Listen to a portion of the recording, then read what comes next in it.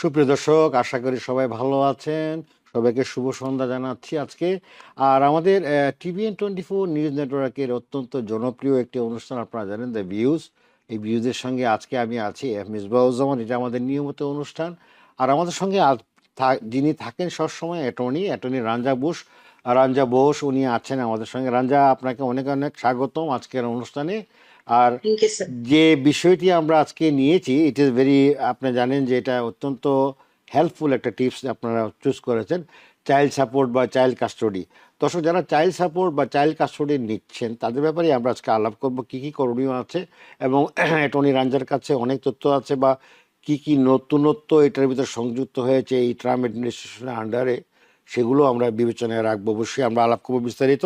আর এরই মধ্যে যারা দর্শক ফেসবুকে যুক্ত হয়েছে, বিভিন্ন প্ল্যাটফর্মে যুক্ত হয়েছে, তাদের সবাইকে জানাচ্ছি স্বাগতম। আর ফেসবুকে অবশ্যই আপনারা আপনাদের মন্তব্য রাখবেন, আমরা চেষ্টা করবো দেওয়ার জন্য। যারা সরাসরি সম্পৃক্ত হতে চান আমাদের সঙ্গে, সরাসরি স্টুডিওতে যোগাযোগ করতে চান, 6463079828 এই নাম্বারে আপনারা যোগাযোগ করবেন। আর পরবর্তীতে যারা এই অনুষ্ঠানের পরে যখন আমাদের এগুলো এই এই অনুষ্ঠানটি যখন আপলোড হয়ে যায় আমাদের ইউটিউবে বা অন্যান্য প্ল্যাটফর্মে, যারা ইউটিউবে আপনারা সম্পৃক্ত হবেন অবশ্যই আপনারা সংযুক্ত হবেন, তারা অবশ্যই আপনারা সাবস্ক্রাইব করতে ভুলবেন না। আর সবাইকে আবারও আমরা রমজানের শুভেচ্ছা জানাচ্ছি। রমজান শুরু হয়ে গেছে অলরেডি। আমরা আজকে প্রায় অনেকগুলো 5-6টা রমজান আমরা শেষ করে ফেলেছি। আমি 8টা বলতেছি, কীভাবে সময় চলে যায়। 8টা রমজান আমরা শেষ করে ফেলেছি অলরেডি। তো সবাইকে রমজানের শুভেচ্ছা জানাচ্ছি। আশা করি আপনারা সুন্দরভাবে আপনারা ঘরে বসে এবং যারা কর্মজীবনে আছেন সবাই মিলে একসঙ্গে আপনারা ইফতারি করতে পারছেন এবং আপনাদের সিয়াম সাধনা পালন করছেন। ধন্যবাদ সবাইকে। আমি আর বিরক্ত করবো না, দেরি করবো না, আপনাদের সরাসরি নিয়েছে আমাদের অ্যাটর্নি রাঞ্জার কাছে। রাঞ্জা, যে বিষয়টি আমরা আজকে সাবজেক্টটা নিয়েছি, আমি একটু স্টাডি করেছিলাম এটার ব্যাপারে। দেখলাম যে there are lot of options, lot of deviations in the আমি কি বলবো আপনাকে, এটাকে যে বাংলায় বলতে যাই সেটা হচ্ছে যে যে প্রাপ্তির যে ব্যাপারটা, যে চাইল্ড সাপোর্টের যে স্কিমটা, যে ফিনান্সিয়াল সাপোর্ট বা অন্যান্য যে সাপোর্টগুলো বিভিন্ন গ্রেডিংয়ের মতো আছে দেখলাম। তো আপনি যদি একটু বিস্তারিত দর্শকদের বলছেন, এবং আমি জানি এই চাইল্ড সাপোর্ট চাইল্ড কাস্টডির ব্যাপারটা অনেকেই সম্পৃক্ত এবং মেজরিটি তারা এই সাপোর্টটা নিচ্ছে বা কাস্টডিতে, চাইল্ড কাস্টডিতে এইগুলার ব্যাপারটা একটা খুবই সেন্সিটিভ। একটু যদি দয়া করে আপনি একটু পুঙ্খানুপুঙ্খভাবে যারা দর্শক বুঝতে পারে সেই জন্য যদি আপনি বলেন তাহলে সুবিধা হতো আর কি। ধন্যবাদ। তো ফার্স্টলি আমি একটু চাইল্ড কাস্টাডি থেকে শুরু করব, কারণ ওটা একটু মানে সিম্পল, কেননা রাইট, রাইট। পয়সার ব্যাপারটা নেই আর ক্যালকুলেশন এত থাকে না। জি, জি, জি। তো চাইল্ড কাস্টাডি ব্যাপার হচ্ছে কি, লোকে মানে জানে যখন কাস্টাডি শুনে কার কাছে থাকবে বাচ্চা বেসিক্যালি। কিন্তু কাস্টাডি কিন্তু অনেক লোকে জানে কাস্টাডি কিন্তু দুটো টাইপের হয় নিউ ইয়র্ক স্টেটে। আর নিউ ইয়র্ক চাইল্ড কাস্টাডি আর চাইল্ড সাপোর্ট আর মানে স্টেটের আন্ডারে পড়ে। যেরকম ইমিগ্রেশন ফেডারেল ল, চাইল্ড সাপোর্ট আর চাইল্ড কাস্টাডি কিন্তু হোললি তো আপনার স্টেট ল এর নিচে পড়ে। তো নিউ ইয়র্কে চাইল্ড কাস্টাডির দুটো টাইপ আছে, ফিজিক্যাল কাস্টাডি আর লিগ্যাল কাস্টাডি। আর ফিজিক্যাল কাস্টাডি হচ্ছে যার কাছে বাচ্চা মেজরিটি অফ দ্য টাইম থাকবে। কোন প্যারেন্ট কাস্টোডিয়াল প্যারেন্ট হবে, দ্যাট প্যারেন্ট হবে মানে ফার্স্ট লাইন অফ কন্ট্যাক্ট। ধরো স্কুলের বাচ্চার শরীর খারাপ হয়ে গেল বা কিছু, ফার্স্ট হবে ওরা কাস্টোডিয়াল প্যারেন্টকে কল করবে, ফিজিক্যাল কাস্টাডি যার থাকবে। ফিজিক্যাল কাস্টাডি কিন্তু জয়েন্টও হতে পারে, স্প্লিটও হতে পারে। তার মানে কি ইকুয়াল টাইম বাবা মা রাখছে, আর এবং বাবা মা নিজের মধ্যে একটা আন্ডারস্ট্যান্ডিং আছে। তো ওই জন্য স্পাউসের মধ্যে যদি আন্ডারস্ট্যান্ডিং একটা থাকে তো জয়েন্ট ফিজিক্যাল কাস্টাডি কিন্তু নিতে পারে। আহ আর একটা হয় লিগ্যাল কাস্টাডি। লিগ্যাল কাস্টাডি মানে ফাইনাল মানে ডিসিশন কে বানাবে, যে বাচ্চা ধরো কোন স্কুলে যাবে বা কোন সাবজেক্ট নেবে বা কোন স্পোর্ট সিলেক্ট করবে, এই সব তো প্যারেন্টের ওপর, প্যারেন্টস হ্যাভ সাম রাইটস। তো কি এই সব ডিসিশন নেওয়া কে ডিসাইড করবে, ওটাকে লিগ্যাল কাস্টাডি বলে। ওটা আমরা ইউজুয়ালি জয়েন্ট দেখি, কেননা কোনো প্যারেন্টই চায় না কি নিজের পুরো রাইটস দিয়ে দেবে বাচ্চার। তো ওই জন্য জয়েন্ট লিগ্যাল কাস্টাডি ইউজুয়ালি হয়। ফিজিক্যাল কাস্টাডি কিন্তু আম, আমরা ইউজুয়ালি মানে জয়েন্টও দেখি, কিন্তু কখনো কখনো স্পেশালি মানে যদি কন্টেনশিয়াস ডিভোর্স হচ্ছে, তো সেরকম কেসে usually one parent gets physical custody, আর যেই প্যারেন্টের ফিজিক্যাল কাস্টাডি আছে সেই প্যারেন্ট অ্যাকচুয়ালি ক্লেম করতে পারে নিজের বাচ্চাকে আইআরএস ট্যাক্সেসে। আর কিন্তু এরকমও হতে পারে কখনো কখনো দুটো প্যারেন্টই ক্লেম করে নিল, একটা বছরে একটা প্যারেন্ট ক্লেম করলো, আর একটা বছরে আর একটা ক্লেম বা প্যারেন্ট ক্লেম করলো। এরকম যদি হয় তাহলে একটা রাইট রিটেন এগ্রিমেন্ট হওয়া উচিত। But this is on mutual agreement, দুজনের এমিকেবলি তারা এটা করতে হয় নাকি?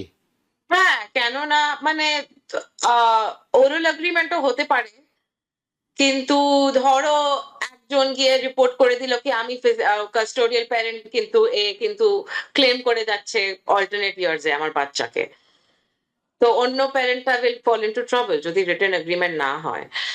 তো অ্যাজ আ লয়ার আমি সবসময় বলি কি ঠিক আছে, এখন আপনাদের মধ্যে ভালো আছে জিনিস, কিন্তু years down the line you don't know, so you always should have something written এইসব জিনিসের জন্য। যে- তো জি। আর কাস্টাডির ইউজুয়াল স্ট্যান্ডার্ড নিউ ইয়র্ক স্টেটে সেটা হচ্ছে what is in the best interest of the child, বাচ্চার জন্য কোনটা বেটার হবে। তো ধরো একটা প্যারেন্টের মেবি একটু ক্রিমিনাল ইস্যুস আছে, সাবস্টেন্স অ্যাবিউজ ইস্যুস আছে, তো then that parent might have issues gaining full physical custody of the child. ওরা হয়তো ভিজিটেশন পেতে পারে, বাট কাস্টাডি হয়তো পুরো পেতে পারবে না। ভিজিটেশন মিনস যার কাস্টাডি নেই যার প্যারেন্টের, তার সেই জন্য প্যারেন্ট ভিজিট করবে।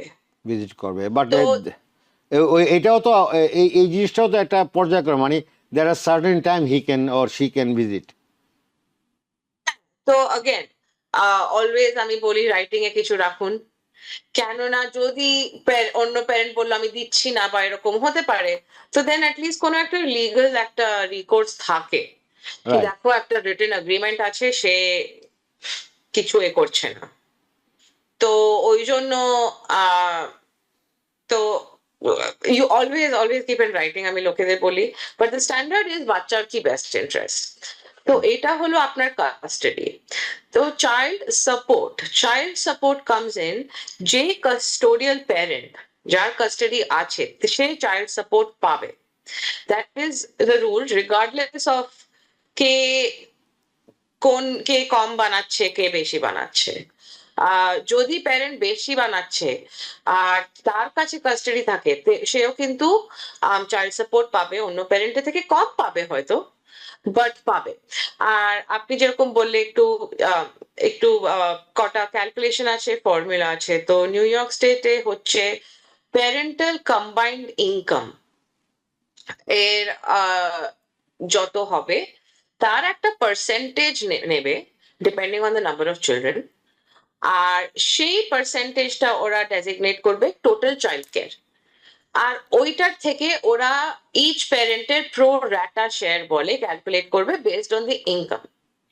আর টোটাল কম্বাইন্ড ইনকাম একটা আছে।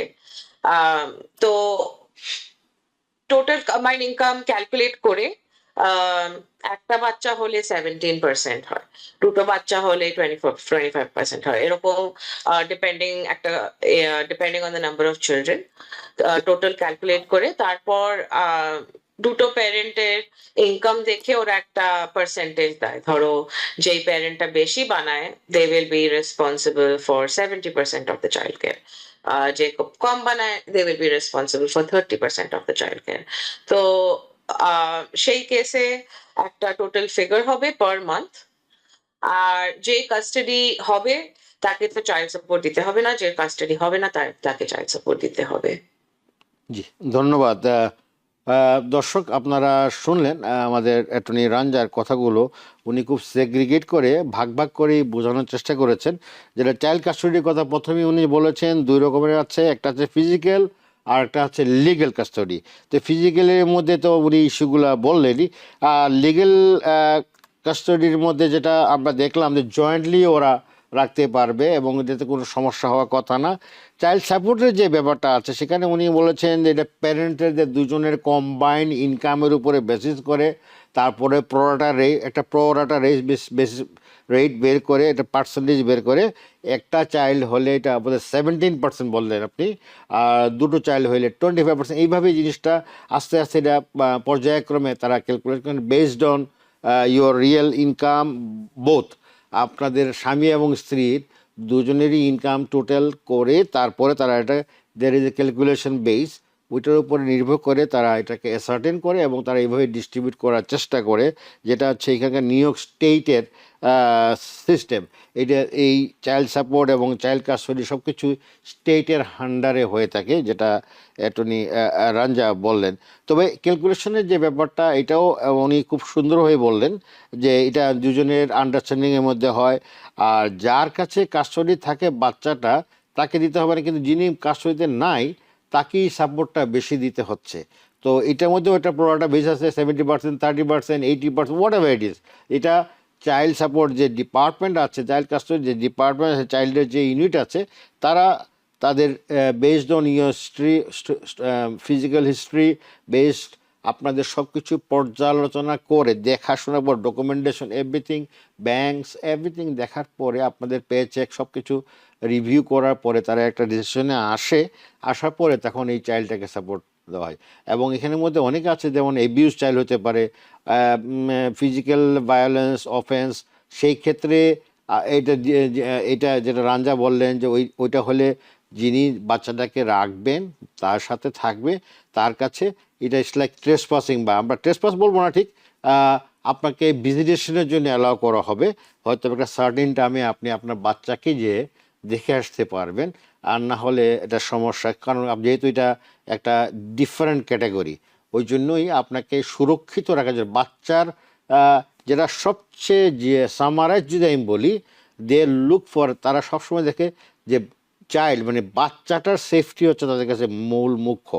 বাচ্চাটা কীভাবে সেফলি থাকতে পারবে, বাচ্চাটা কার কাছে থাকলে ভালো হয়, এবং বাচ্চার যে তদারকি করা, তাকে দেখভাল করা, সব কিছু মিলে জিনিসটা ক্যালকুলেট করা হয়। হাজব্যান্ড বলতে পারে আমার সঙ্গে আমার বাচ্চাকে দিয়ে দাও, মা বলতে পারে আমার সঙ্গে, কিন্তু তারা এটা জাজ করবে, জাজ করার পরে যেটা হয়, যে প্যারেন্টাল সাইডে যাক না কেন, ultimately both are responsible this way আর দ্যাট ওয়ে। তো রাঞ্জা খুব সুন্দর কথা বলেছেন। মিনওয়াইল রাঞ্জা, আমাদের কাছে দর্শক আছেন, দর্শক কে আছেন লাইনে আমাদের সঙ্গে যুক্ত, নাম বলে প্রশ্ন করুন।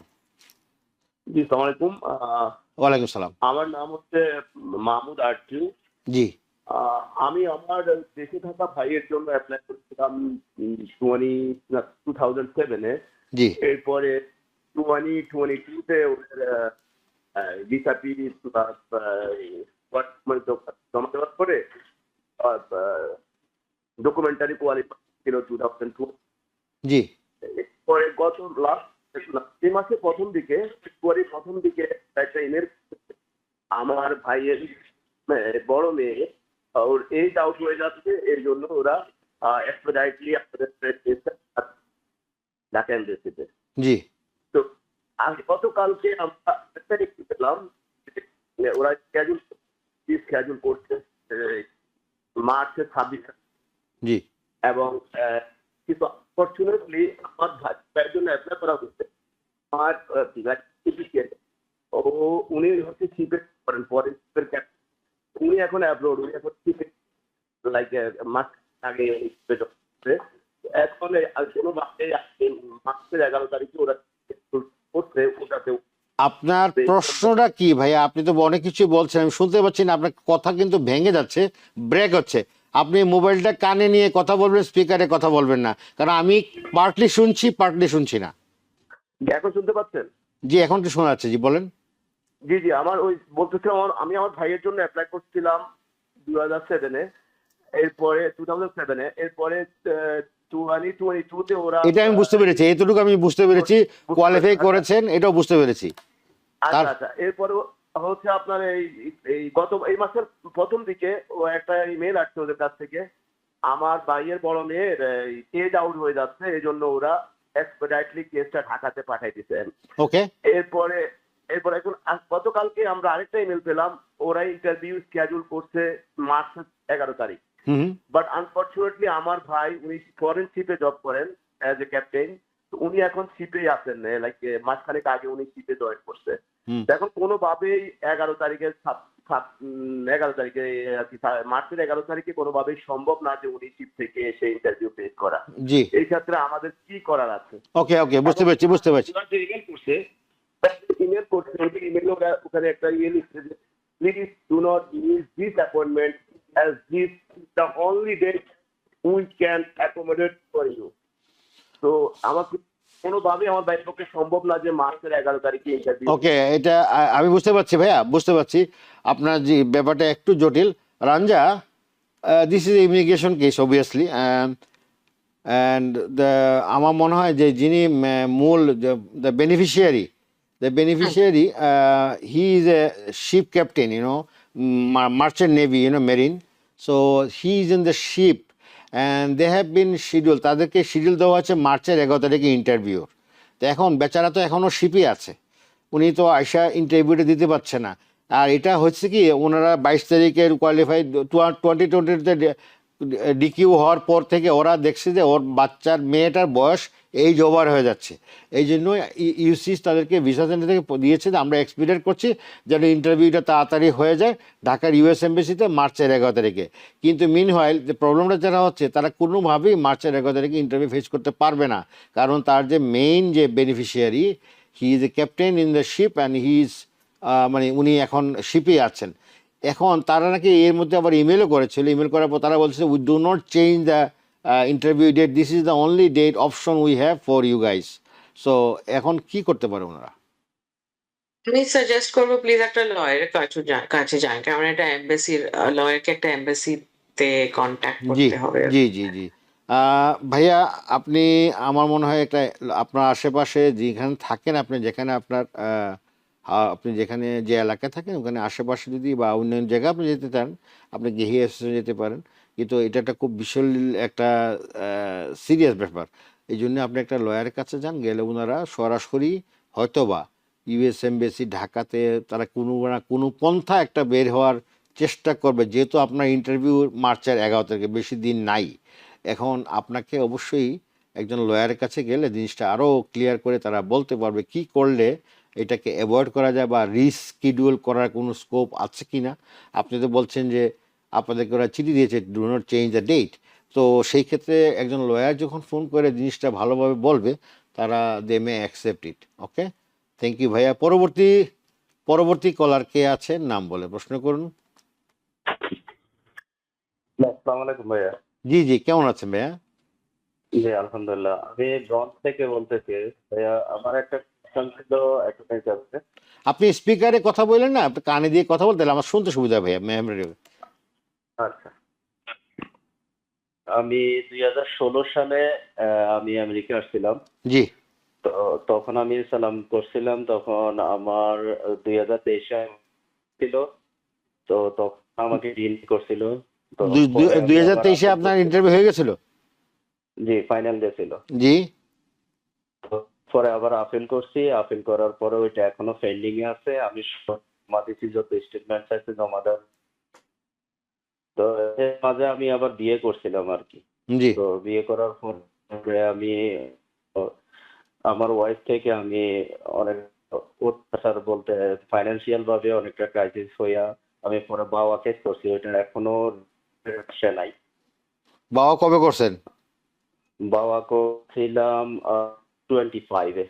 ওকে, থ্যাংক ইউ, আমি বুঝতে তো পারছি ভাইয়া। দেখি আমি জি, আমি না, একটু আমার কোশ্চেনটা হচ্ছে ভাইয়া, আমার ওই আইস অ্যাপয়েন্টমেন্ট থাকে ইমেইলে 1 বছর অন্তর অন্তর। তো এখন আবার আইস অ্যাপয়েন্টমেন্ট আমার ইমেলটা বাদ দিয়ে তারা বলছে যে মানে তাদের অফিসে ফেডার জন্য 26-এ। তো আসলে ওইটা আমার সামনে 1 মাস পরে আর কি। তো এখন আমি কি করব বুঝতে পারতেছি না। আর আমি আমার বাবা কেসের আমি রিসিপ্ট লেটার তো এখনো পাই নাই। ওকে রাঞ্জা, ইটস লিটল একটু জটিল। রাঞ্জা শুনতে পাচ্ছেন? শুনতে পাচ্ছি কিন্তু আমি বুঝলাম না স্যার। ওকে, আমি বলি, উনি 2016 সালে এখানে আসছেন, সে অ্যাসাইলাম ক্লেম করেছেন 2023 সালে ফাইনাল হিয়ারিং ছিল, তারপরে আবার উনি সমস্যা পড়েছিল, ওনাকে আবার দিয়ে দিয়েছেন, আবার রিঅ্যাপিল করেছেন, ঠিক আছে। সেটাই আমি বলছি যে মানে হি ওয়াজ প্রবাবলি ডিক্লাইন্ড, মানে দেওয়ার পরে সে আবার এপিয়ার করেছে, রিএপিয়ার করার পরে তারা এটা এইভাবে আছে এখনও, আর কোন ডেট পড়ে নাই এখন, এই অবস্থায় আছে। মিন হোয়াইল উনি এখানে সে বিয়েও করেছেন, বিয়ে করার পরে অনেক সমস্যা দেখে তারপরে উনি আবার বাওয়া কেসে এনরোল করেছেন। এখন বলছে বাওয়া কেস থেকে উনি কোনো কিছু পাচ্ছেন না, তেমন কোনো রেসপন্স এখনো নাই। তো ওনার জন্য কি উপদেশ দিতে পারে?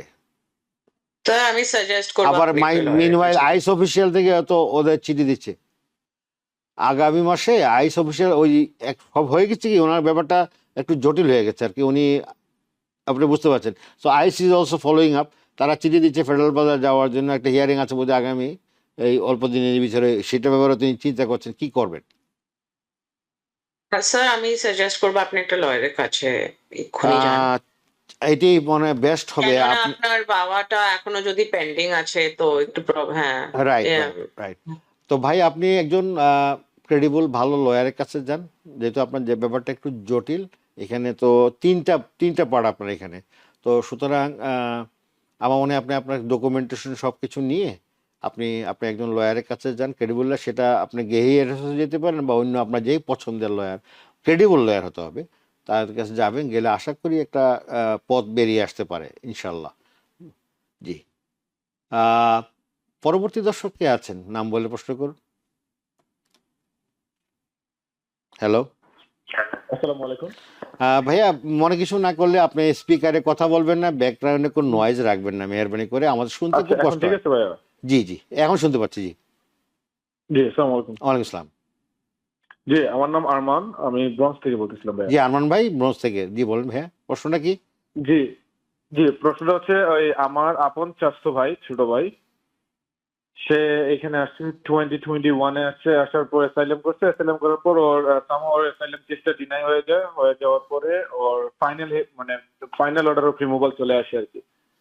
তো তারপর একটা পর্যায়ে যায়, গত বছর তাকে আইস অ্যারেস্ট করে নিয়ে যায়। নিয়ে যাওয়ার পর তাকে ওইখানে 4 মাস রাখে ডিটেনশনে। কবে আইস কবে নিয়েছে তাকে? স্টে অফ রিমুভাল আইস কবে নিয়ে গেছে তাকে? 2020-এর সরি 2024-এর এই সেপ্টেম্বরে নিয়েছিল। নিয়ে হ্যাঁ। 4 মাস রাখছে। নিয়ে প্রায় অলমোস্ট 5 মাস রাখছে। রাখার পর তার ওইখানে থাকা অবস্থায় সে স্টে অফ রিমুভালের জন্য অ্যাপ্লাই করে। হুম। তো তার স্টে অফ রিমুভাল গ্রান্ট হওয়ার পরে ওকে বন্ড হিয়ারিং এর জন্য ওঠায়, বন্ড ওকে দিয়ে দিছে। ওকে। তো সে এখন বেরিয়ে আসার পর এখন তার লয়ার যে ছিল উনি মানে কোনো ধরনের কন্ট্যাক্ট করতেছে না, কিছু না ওনার সাথে। এখন মানে ও অনেক ভয়ের মধ্যে আছে যে এখন কি হবে, ওকে কি আবার ধরে নিয়ে যাবে, এরকম কোনো সিচুয়েশন আছে নাকি ওর বিআইএ বা সার্কিট কোর্টে যেটা কেস আছে সেটা ফাইনাল ডিসিশন। উনি কি ওনার লয়ারের কাছে গিয়েছিল? হ্যাঁ গিয়েছিল, বাট ওইখানে যাওয়ার পর ওরা কোনো কথা বলে না বা কোনো মানে রেসপন্স করে না আর কি। তাহলে আপনি লয়ার চেঞ্জ করেন, যদি আপনার যেহেতু এটা সিরিয়াস ব্যাপার, লয়ার চেঞ্জ করতে পারে। যে এনিওয়ে এটা আমি আমার ছেড়ে দিচ্ছি আমার বিজ্ঞ অ্যাটর্নির কাছে। রাঞ্জা, এটাও একটু জটিল কেস, আপনি শুনেছেন অ্যাসাইলাম কেস ডিনাইড হয়েছিল অ্যান্ড রিমুভাল হওয়ার পরে 2024 সালে সেপ্টেম্বরে তাকে আইস ধরে নিয়ে যায়, 5 মাস সে কাস্টডিতে ওখানে আইস কেস থাকে। দেন ওখানে থাকা অবস্থায় সে স্টে অফ রিমুভালের জন্য বন্ড করে, bond was given and bond has been approved. এখন তো তাকে কেস থেকে বেরিয়ে চলে আসছে। আসার পরে সে তার ল অফিসে গেছিল, যে লয়ার গেট করেছিল, তারা they are not cooperating him that much. এখন তার কি করণীয়?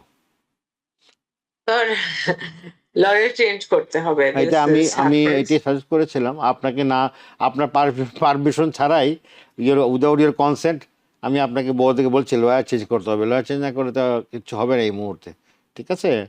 তো ভাই আপনি ধৈর্য ধরেন এবং একটা লয়ার কাছে যান, ভালো লয়ারের কাছে। আর আমরা একটা বিরতি যাচ্ছি দর্শক, আমরা ফিরে আসবো। ধন্যবাদ দর্শক আমাদের সঙ্গে থাকার জন্য। বিরতি পর ফিরে আসলাম। অ্যাটর্নি রাঞ্জা, আপনার কাছে একজন প্রশ্ন আছে ফেসবুকে। Hi attorney, what about F4 interview was done at Dhaka on September 15, 2025, some documents are remaining waiting for visa solution and finally they will get visa and please comments. So F4 category-তে তার interview was done on 15th of September. Some documents are remaining waiting for visa solutions, so I don't know what he wrote. Finally they will get visa and please comments. So এখন তো কি আবার কি visa চালু তো হয়নি এখনো, এখনো পজ আছে না ইমিগ্রেন্ট ভিসাগুলো? ওখানের জন্য পজ আছে। জি। তো কিন্তু আপনার হয়তো ডকুমেন্ট ওরা তো এখনো প্রসেস করবে বা সামথিং, হয়তো আপনি ভিসা অ্যাপয়েন্টমেন্ট পাচ্ছেন না। তারা কি আরএফই চেয়েছে নাকি আরো further Maybe, because the wording is very specific. They are stopped. ওরা প্রসেস ইস্যু করবে না, কিন্তু maybe they are still processing, আর মেবি ডকুমেন্ট চাইবে, বাট হয়তো ভিসাটা দেবেন। After the document submission they might give the visa, right? ওটা এখনের জন্য পজ আছে, ইস্যুয়েন্স অফ না, দ্য আমি ভিসা। বলছি ওনারা তো ডকুমেন্ট চেয়েছেন, ডকুমেন্ট করে পাওয়ার পরে তারা দে উইল ডিসাইড, না? হ্যাঁ আচ্ছা, ইন্টারভিউ তো হয়ে গেছে। হ্যাঁ। জি জি, ধন্যবাদ। আরেকজন it's related to child care, Tamanna Aziz, উনি আমাদের একজন সবসময় উনি আমাদের সঙ্গে লাইভে থাকেন, যুক্ত থাকেন, প্রশ্ন কখনো করেন এই আমার মনে হয় আজকেই প্রথম প্রশ্ন করেছেন, but she is always there with us. Thank you Tamanna আপা। আপনার প্রশ্নটা হচ্ছে একটু কমপ্লিকেটেড। বাচ্চার ফুল কাস্টডি যদি নানির কাছে থাকে এবং বাবা যদি মারা যায় আর বাবার প্রপার্টিস থাকে, তাহলে বাচ্চার বাবার প্রপার্টি বাচ্চা কিভাবে পাবে? সো ইটস লাইক আমি কি তো আমি এটা- রাঞ্জা, আপনি বুঝতে পেরেছেন? আমি কি আবার বলবো, রিপিট করবো? না, আমি বুঝতে পেরেছি। এইটা actually would fall into state law. জি। এটা কোনো মানে চাইল্ড সাপোর্ট রিগার্ডলেস, মানে বাবার অবভিয়াসলি ডেথ হয়ে গেছে, তো ফর সাম রিজন মা ডাজ নট হ্যাভ কাস্টাডি, আর গ্র্যান্ডমার কাছে কাস্টাডি আছে। রাইট। হ্যাঁ, তো প্রপার্টি ডিপেন্ডস, ওটা আমাদের it's not within child support আর কাস্টাডি, ওটা এস্টেট ল, ওটা বাবার উইল ফিলের উপর ডিপেন্ড করবে। আচ্ছা আচ্ছা আচ্ছা আচ্ছা, বুঝছি। এটা একটু কমপ্লিকেটেড, বাবা যদি উইল করে না থাকে দেন অ্যানাদার ইস্যু, তাই না? তো এটা তো বুঝতেই পারছি আমরা। এখন আমি আরেকটা কথা এখানে আরেকজন জানতে চেয়েছেন, ভদ্রলোক অজনবাগ থেকে জানতে চেয়েছেন, এই যে চাইল্ড কাস্টডি বলি আমরা, চাইল্ড সাপোর্ট বলি, যারা নতুন আসার পর এই ধরনের সিচুয়েশন হয়ে যায়, তখন দ্রুত ফার্স্ট টাইম কার কাছে যাবে ওরা? ওরা কি সরাসরি সিভিল কোর্টে চলে যাবে, বা এই যে ফ্যামিলি কোর্টে চলে যাবে? কোথায় যেতে হবে তাদের প্রথমে? ইট ডিপেন্ডস অন আপনার কি এক্স্যাক্টলি হয়। চাইল্ড সাপোর্ট আর চাইল্ড কাস্টাডি, আপনার ধরো এখনো বিয়ে আছেন আর আপনাকে কোনো রিজনের জন্য সেপারেট হতে হয়েছে, আপনি ফ্যামিলি কোর্টে যেতে পারেন, আর ফ্যামিলি কোর্ট পেটিশনস আর ফ্রি, কোনো ফাইলিং ফি থাকে না। তো ওই জন্য, আর ফ্যামিলি কোর্টে বিকজ মানে family court deals with a little bit sensitive issues like child support, child custody, আর in also adoption, things like adoption. ওই জন্য ফ্যামিলি কোর্ট ইউজুয়ালি হেল্প করে, আপনাকে বলতে পারে কি এক্স্যাক্টলি কি করতে হবে। বাট স্টিল আপনার, আমি অলওয়েজ সাজেস্ট করবো লয়ারের কাছে যান, কারণ লয়ার প্রপারলি আপনাকে পেটিশনটা ভরতে পারবে আপনার জন্য। জি, ধন্যবাদ রাঞ্জা। চাইল্ড সাপোর্টের আর চাইল্ড কাস্টডি রিলেটেড আর কি অ্যাডভাইস আমরা দিতে পারি, বা আমরা কি দিতে পারি দর্শকদেরকে? যেমন আমি এটাকে ওরা যখন ফাইলিংগুলো করে বা ওরা যখন যায়, এখানে কি কোনো কস্ট ইনভলভমেন্ট বা গভর্নমেন্ট ফিস এই ধরনের কিছু কি আছে? না, তো যে ফ্যামিলি কোর্টে অ্যাকচুয়ালি কোনো গভর্নমেন্ট ফি নেই, আর আপনার যদি কোনো খুব কম ইনকাম থাকে আর আপনি যদি প্রুফ করতে পারেন কি আপনার ইনকাম কম, কোর্টের কাছে আপনি যদি প্রুফ করতে পারেন, ওরা আপনাকে একটা লয়ারও দেবে। তো ওই জন্য নট দ্য পার্সন, মানে ওরা আপনাকে যদি আপনাকে কোর্টে ডাকা হয়েছে, আপনি তো ওরা 18B লয়ার বলে একটা প্রোগ্রাম হয়, ওরা আপনাকে ইনকাম দেখালে লয়ার দিতে পারে। আর একটা আমি সাজেস্ট করব, কখনো কখনো মানে ইনফ্যাক্ট চাইল্ড সাপোর্টের জন্য ফাইন্যান্সিয়ালস দেখাতে হয় লোকেদের, তো আপনাকে ফাইন্যান্সিয়ালস, আপনার ট্যাক্স রিটার্নস, পেমেন্ট স্টাব এইসব দেখাতে হয়। তো এইসবের রেকর্ড আমি বলবো লোকেদের রাখতে। লোকেরা ট্যাক্স ফাইল করে না, ভাবে কিছুই আমি না ফাইল করবো, but it is always good to keep your finances in record. আচ্ছা আচ্ছা আচ্ছা, ধন্যবাদ। আরেকটা এখানে আমি আরেকটা প্রশ্ন আপনাকে করার জন্য আমি বসে আছি, এখানে আমি লিখে রাখছি পয়েন্টটা ধরার জন্য। মনে করেন attorney Ranja is divorce case, right? But still they have their child. So someone is, of course, the child is with someone, either with the mom or with the husband. So, now, in that case, if they go for তারা যদি ওই সময় যদি তারা যদি child support বা child কাস্টোডির একটা প্রক্রিয়া করে, but they are divorce, so এইটাকে তারা কিভাবে কোঅর্ডিনেট করে, মানে কোর্টে বা চাইল্ড সাপোর্ট ইউনিটে, এটা তারা কিভাবে দেখে, কিভাবে মূল্যায়ন করে? তো অ্যাকচুয়ালি যখন when a couple is divorcing আর ওদের একটা বাচ্চা হয়, তখন বাচ্চা মানে অলরেডি আছে ধরো, আর ওরা ডিভোর্স করছে, child support and child custody are two of the issues যেগুলো সলভ করতেই হবে ওদের জি জি জি, বিফোর দ্য ডিভোর্স ফাইনাল হবে না আচ্ছা আচ্ছা আচ্ছা আচ্ছা, until they solve those issues. যেটা তারপর আবার গিয়ে ওরা ফ্যামিলি কোর্টে গিয়ে আবার যদি ডিভোর্সের পরে আবার কিছু যদি চেঞ্জ করতে হয়, or they can go back to family court. আচ্ছা, বাট এখানে তো একটা কোঅপারেশনের ব্যাপার আছে, যেমন আমরা অনেক আগে এপিসোডে আপনিও বলছিলেন যে হাজবেন্ড বা ওয়াইফ কোঅপারেট করতেছে না, হাজবেন্ড ঠিক মতো টাকা দিচ্ছে না, অল্প কিছু টাকা দিয়ে বাকিটা ফাঁকি মেরে দিচ্ছে। তো এই ধরনের কেস তো হতেই পারে, তাই না? এখন আমি রেসপন্সিবিলিটি নিলাম, চাইল্ড সাপোর্ট দিব, কমিট করলাম, কিন্তু আমি দিলাম না, তখন তো এটা ইলিগেল বা ল এনফোর্সমেন্ট এজেন্টের কাছে পড়ে যায় না? তো অ্যাকচুয়ালি চাইল্ড সাপোর্ট আপনার একটা অপশন থাকে যখন এটা very common to get child support. কিরম ভাবে, ফার্স্ট অফ অল কিরম ভাবে চাইল্ড সাপোর্টটা পাঠাবে is always a question, right? আর সেটারও একটা মানে থাকতে হবে, আপনার একটা রেকর্ড থাকতে হবে। তো অনেক কমন এটা কি একটা চাইল্ড সাপোর্ট ইউনিট আছে, চাইল্ড সাপোর্ট কালেকশন ইউনিট আছে ফ্যামিলি কোর্টে, জি, তাদের থ্রু মানে যে চাইল্ড সাপোর্ট রিসিভ করছে সে একটা ওখানে অ্যাকাউন্ট বানাবে, আর যে চাইল্ড সাপোর্ট দিচ্ছে সেই অ্যাকাউন্টে ওরা টাকাটা পাঠাবে। ইন দিস ওয়ে সবার কাছে একটা রেকর্ড আছে। আর এরকম কেসে কি হয়, যদি ধরো কেউ চাইল্ড সাপোর্ট দিচ্ছে না, চাইল্ড সাপোর্ট ইউনিট নিজেই ওদের ওদের পাঠিয়ে দেবে, জি, নোটিশ পাঠাতে থাকবে, কি আপনি পাঠাতে থাকুন and obviously people can have an arrest warrant out for them for non-payment of child support. এটা হয়, it is possible. Possible. Thank you, thank you.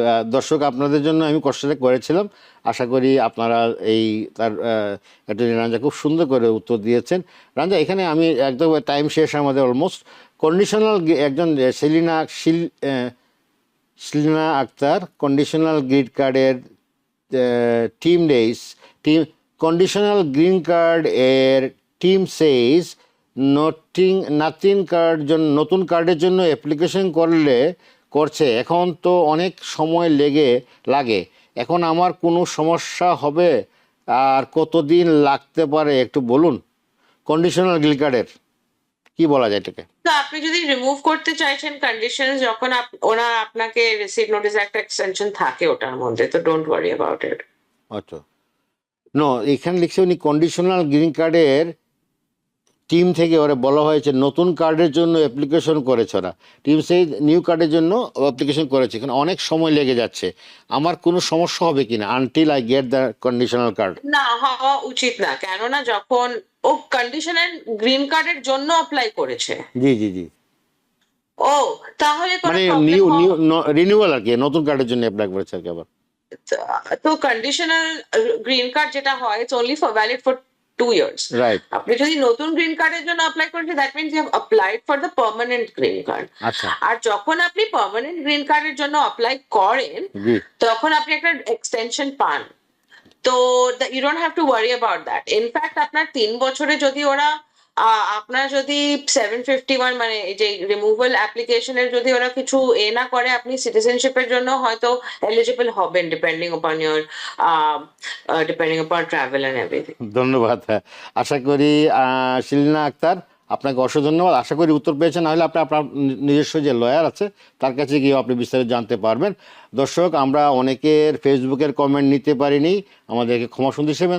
তবে আমাদের আজকে রাত্রে যে আমাদের নিয়মিত অনুষ্ঠান হয় দ্য অ্যানালাইসিস, রানা আহমেদের সৌজন্যে যে অনুষ্ঠানটি হয়, আজকে আমাদের অতিথি থাকবেন অ্যাটর্নি মাহফুজুর রহমান। ইমিগ্রেশন বিষয়ক যদি কিছু জানতে চান তথ্য, তাহলে অবশ্যই আপনারা রাত 10টায় আপনারা যুক্ত হন, আপনারা উত্তর পেয়ে যাবেন। সবাই ভালো থাকুন, সুস্থ থাকুন। এই ছিল আজকে আমার আয়োজন।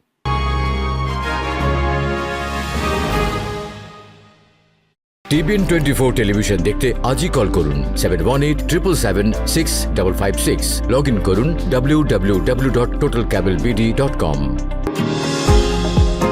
নিউ ইয়র্ক থেকে সম্প্রচারিত টিবিএন 24 টেলিভিশন বিশ্বজুড়ে বাঙালির কণ্ঠস্বর।